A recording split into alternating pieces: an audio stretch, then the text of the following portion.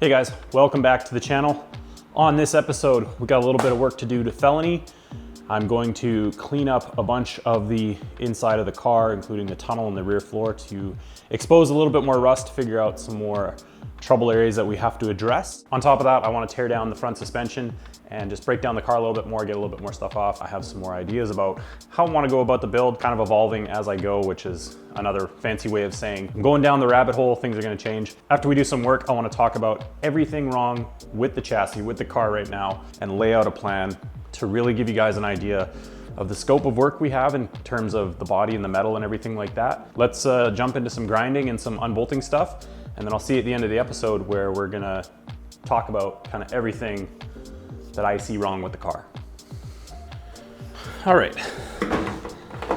So last episode, we put in the patch along the tunnel on this side, which I ended up finishing off with a TIG welder. Big learning curve the entire way. Every section that I did acted differently. It's always quite humbling to jump on this sort of stuff with the TIG welder. I was actually switching between wire sizes, things like that. It was very interesting. Anyway, it's all done. And now basically I'm waiting on this whole part of the car that I ordered to be here to finish it all off. In the meantime, I want to keep rolling. Like I said, we're going to clean everything up. The floors, the new floors, we're not going to really touch the stuff that's primered right now, but I am going to clean up all the welds that I did. I'm going to clean up the entire tunnel, the back seat area, up to the trunk.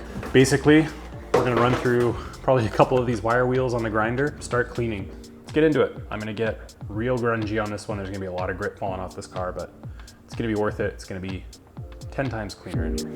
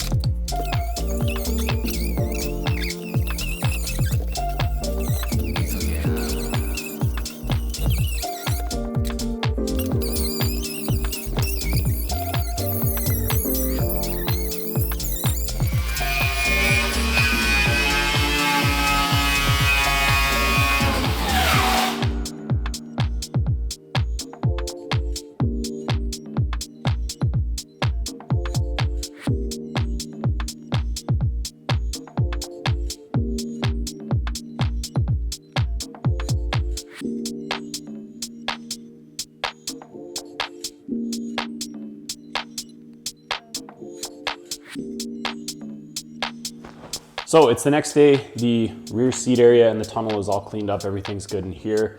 The rest of what's left is mostly gonna be getting cut out, so I'm not gonna bother really to clean it up. I'm not gonna bother with the inside frame of the roof until I cut the roof off. I'm gonna have full access to it then, and then we can really get at it. I really want to do this just to figure out where the extent of the rust was. It's hiding a bunch of just like, you know, lighter corrosion and stuff around some of the spot welds that I wanted to make sure that if I cut out, I get all of it. I'm going to probably make pieces for this. It's not gonna be in this episode because it's gonna be probably a couple day project to figure all that out. And I kind of want to get a bead roller mounted in the vise to do some bead rolling to make some nice panels and stuff like that. But we'll see how that goes. That'll be for probably next week or the week after. Today, I'm gonna continue cleaning stuff up. I wanna first get the front suspension off the car. It's still got like all the tie rods and control arms and stuff like that. So I'd like to do a little bit of wrenching and get that all taken off and out, and then we have some weight off the front and we can start looking at what we got to clean up around the frame. Big thing is I wanted to clean up a lot of the car to see kind of where everything's at. You know, make sure I've got all the rust areas and major areas that need repair kind of listed and identified. You know, after that corner piece, I'm looking around going like, could there be any more hiding in here? I don't think there is. I think we've got all of it kind of identified. I feel a lot better working in here now that the rear is cleaned up and like all the scuzzies and stuff that I scraped off the entire roof and the pillars and stuff. It's just a lot better place to be in and work. So I'm trying to work a lot cleaner because it actually makes for a more pleasant experience in here. You can see where I got to finish all the floor and stuff like that. It's going to be pretty mint. I'm kind of at a standstill with welding a bunch of it because I need the MIG welder, and the little tiny drive feed is like weeks away, which really sucks, but it's gonna be Christmas anyway, so whatever. I'm going to rearrange the garage. We're gonna push this thing back over and start unbolting some front suspension. All right, the GC8's paint is still pretty soft and loves to burn in the rain and water spot really bad to the point that I had to wet sand it. So I'm gonna leave it inside. We're just gonna work here in the corner.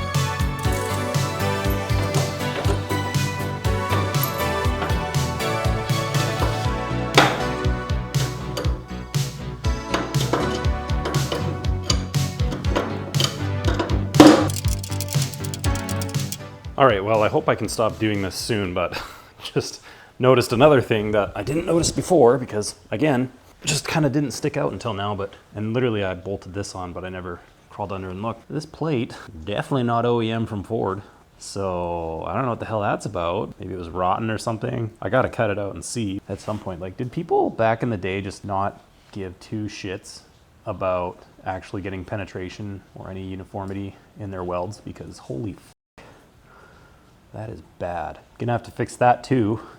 Awesome. Always fun uncovering new issues. So, gonna keep at it.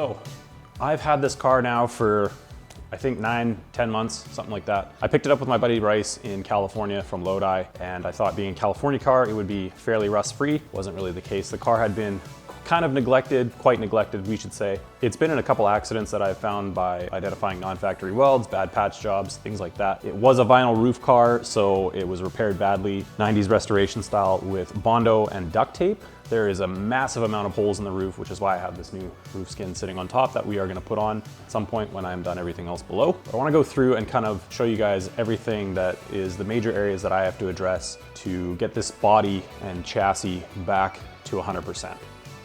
Let's go through it. Felony definitely lives up to its name, with all sorts of garbage repairs, bad welds, Bondo, and just things that you really shouldn't do to quote unquote restore a car or fix a car are abundant all over this chassis. I'm slowly picking away at them and working my way towards bringing this car back to being 100% solid and ready to turn into the classic track car that I want. In terms of rust repair, I still have a bunch of around the rear wheel arches and quarter panels to take care of. I also have to finish the patches that I've already put in, just weld them out with the TIG welders. I'm getting better and better, so I'm trying to work into actually doing a good job finishing them. The reconstruction of the floor and the tunnel went better than I had expected. I learned really quickly how to plug weld properly.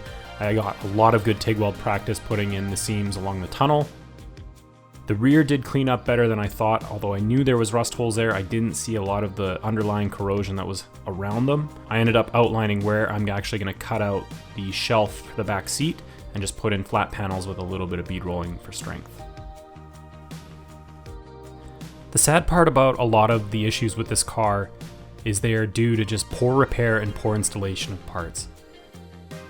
Things like the patch that we found on the front core support, the roof being absolutely caked in Bondo to cover up rust from a bad vinyl top, and the Swiss cheese floor being covered up with galvanized steel and rivets, and basically using lag bolts to mount the exhaust and hang parts of the underside of the car.